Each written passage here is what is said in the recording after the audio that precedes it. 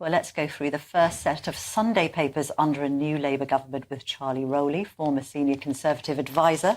Charlie, lovely to see you. Morning, thanks for having me. I'm dressed in red to mark the change in government. I think it's only fair to be wearing Labour's colours on this weekend. And England, no less. And to be fair, that is a very good point. And England. What a penalty shootout, which we will come on to at the end of this section. But let's get stuck in first of all. What I thought was interesting about the coverage, particularly in the broadsheets, so the Sunday Telegraph and the Sunday Times, is the mention of Blair. Blair is back, seemingly, through the medium of Alan Milburn and Jackie Smith's appointments. Talk us through that, Charlie. Yes, so Alan Milburn, who was a former minister in the Tony Blair government, actually came back in 2010 under the Tories as sort of a social media advisor, as a social mobility That's right, yes. Advisor. So he's very, very keen on getting the NHS up and running again. It's talking about privatisation with the NHS, so using the private sector as well as what it currently sort of has. It comes on the back of Wes Streeting's announcement when he first walked into the health department to say that the NHS is broken. So it's about bringing back people that are centrists in terms of the Labour Party, people who are probably thinkers rather than, in terms of practicalities, rather than just left-wing ideologues. Yes. And it'll be a very interesting time in the Department for Health. I mean, Blair's written this op-ed for the Sunday Times in which he sort of talked about the fact that Keir Starmer needs to be quite centrist, needs to appeal to all, can't get too bogged down with sort of identity politics and wokery, which is probably good advice. But I think people are always suspicious when Blair rears his head. And I appreciate, to be fair, his foundation has got this massive event this week. So he's written in the paper to kind of preface that. But at the same time, the tentacles of Blairism might worry some people, or maybe righties should rest assured that it's actually going to be more of a centrist approach than a Corbynista one.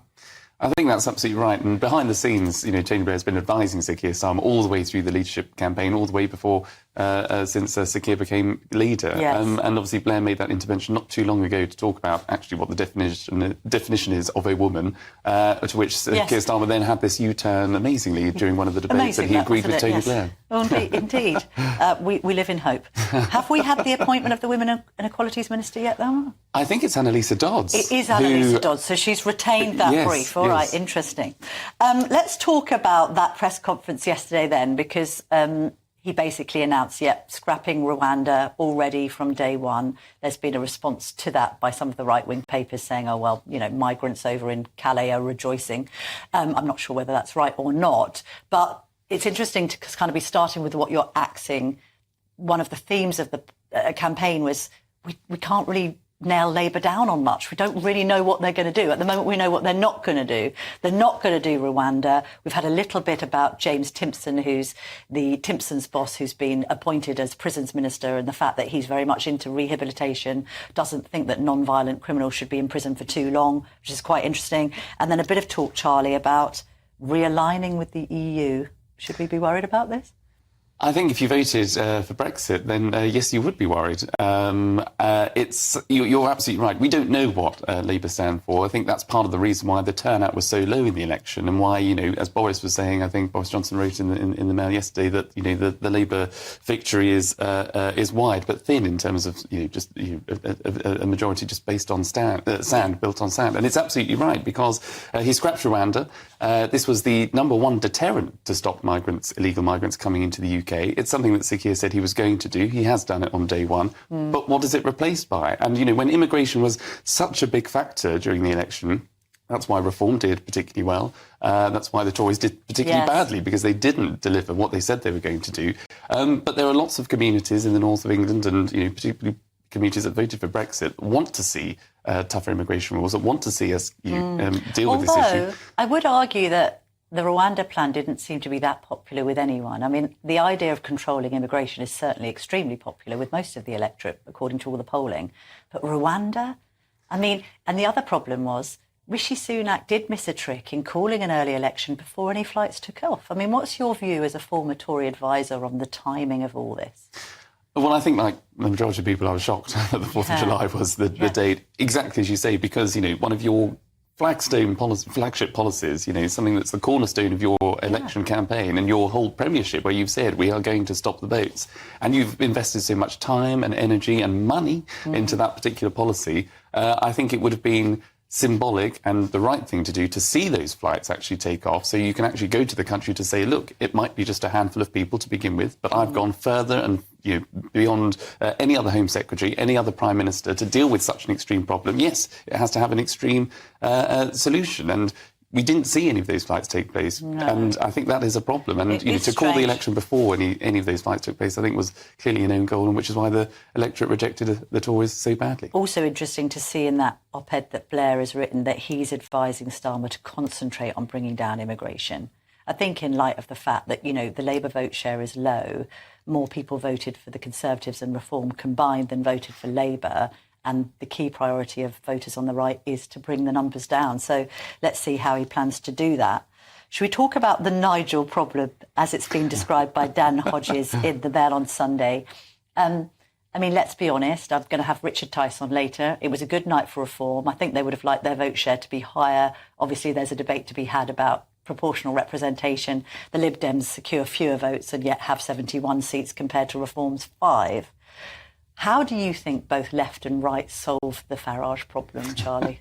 I know it's a big question. It's the one that everybody's got to ask themselves. And if you're going to be the new leader of the Conservative Party, you've got to know how to, align with Nigel when he says things that are right. And he's been very outspoken on things that I think lots of people care about. So just take stop and search, for example. Yes. That is something I think a lot of people actually agree with, because it prevents crime. It prevents actual criminals going to prison if you can sort of catch the perpetrator early. Yeah.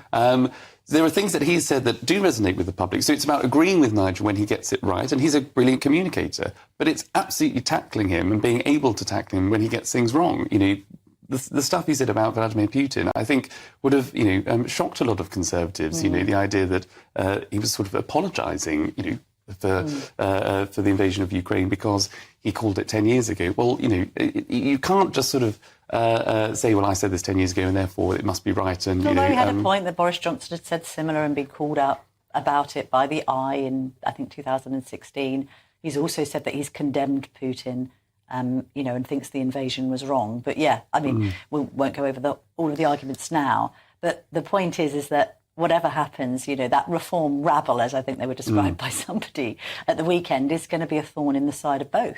But is it credible for him to think that he can lead the opposition with 5 MPs? I don't think it's credible in that sense. I guess by his own admission as well, that he won't be the opposition in Parliament, but as a voice for the nation. I think what is going to be very interesting now is to see what are Reform's plans when it comes to stopping the boats and stopping illegal migration, because he's talked about, he's criticised the Rwanda plan, fine. Some Reform, I think, candidates have talked about, turning the boats back. OK. How does that actually work in practice? Is that actually something that you can expect from Border Force, officials to actually turn the boats back if you've got a dinghy sort of, flailing in the ocean? And some of the practicalities of what Reform are actually saying, I think, are now going to be very scrutinised. Also, the spectre of Le Pen and Bardella gaining more supremacy in France with the second round of voting going on as we speak, almost. I'm getting this impression of Le Pen and co sort of pushing the migrants in our direction, and us trying to kind of push them back. I don't know necessarily whether the rise in right-wingism over in France necessarily helps Farage or indeed this Labour government when it comes to organising how on earth the French and indeed the English deal with that channel problem. Should we talk about Tory leadership? We must, I'm afraid, Charlie. I've got Suella Braverman coming on later. You a fan of hers? No, I think Suella will make a very, very good backbench constituents MP. And she may even appear in some other role at some other stage, but I think leading the Conservative Party, having during 2 or 3 Prime Ministers' time tarnished it, and clearly... I see the Observer's got the runners and riders up. Yes. Her odds are quite high, but they're better actually for, I think, Kemi Badenoch. Penny Mordaunt now out of the race completely. There's everything to play for, but do you think they should sort of appoint somebody now that they want for the duration of the next 5 years, or should they think about an interim leader now and then regroup? IDS, Ian Duncan-Smith, thinks that they should have a huge period of reflection before doing anything and just keep Rishi Sunak in place. So I think that might be just a little bit too difficult. I mean, I think Rishi should stay there. I mean, look, he called the election. It was a terrible disaster. The best thing he can do for the Conservative Party, I think, is stick around a bit longer, take on the heat from being the leader of the opposition. You have to go against, Sir Keir Starmer at PMQs, keep the party together, allow a contest to take place. I think it does need some time to reflect. The party needs some time to reflect. And maybe when Rishi sort of, if he doesn't want to stick around as leader of the opposition, an interim, someone that can just keep the party together, that can bring all the divisions where there have been all these new groups and factions that are popping up. We need to stop thinking about who's the popcorn and who's the new Conservative and who's the One Nation. We are a Conservative party. We are a broad church. We just need to get into the room together and focus on the policies and what do the people want, what are the priorities, and how can we actually have a plan to deliver on those. And then I think once you start to have someone that can actually take on Labour and actually, prosecute them in a sense, because we are now the opposition. Yeah, one advantage of being reduced to 121 MPs, as awful as that's been for the Conservatives, and it's an absolute disaster from an election point of view. But at the same time, whoever's leading that troop, they're a bit more easy to corral and control, you could argue. If you can't install party discipline with 121, then you've got no hope at all. Very quick final word on the football, Charlie. We were just speaking about it earlier. What a moment to rejoice in after a difficult week. 5 out of 5 penalties scored. Who'd have thunk it? Who'd have thunk it, indeed. And, it was nail-biting stuff. I think, look, it still wasn't the beautiful, pretty performance that we all want and hope from the team, because they're all a great bunch of players, but they still have an issue, I think, working together, whatever that is. But, but to win a penalty shootout, something historically that England are not very good. Especially for Saka, having missed his last time round. But there is this sense, isn't there, Charlie?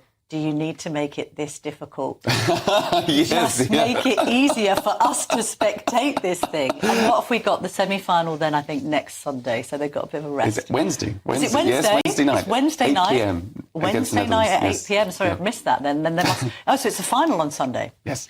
Wow. All right. You'd already booked it into your diary next Sunday, the final. We're going there. We'll be there. I've had to tear up my diary for 6 weeks and I need to revisit it, put some more social things in there. Charlie, it's all been work. But thank you very much indeed for joining me this morning. Lovely to see you.